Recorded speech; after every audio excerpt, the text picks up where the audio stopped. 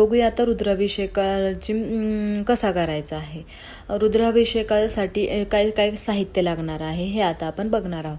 शुद्ध जल लागणार आहे, तूप, दूध, दही, मध, गुलाबजल, सुपारी, उसाचा रस, कापूर, शिंग, बिल्वपत्र, धूप, मोळी, भांग, सुकामेवा, मिठाई, धोत्र्याचे फूल, नारळ, दिवा, प्रकाश, अगरबत्ती. तर हे प्रकारचं एवढं सगळं साहित्य लागणार आहे. आणि रुद्राभिषेकाचा मंत्र.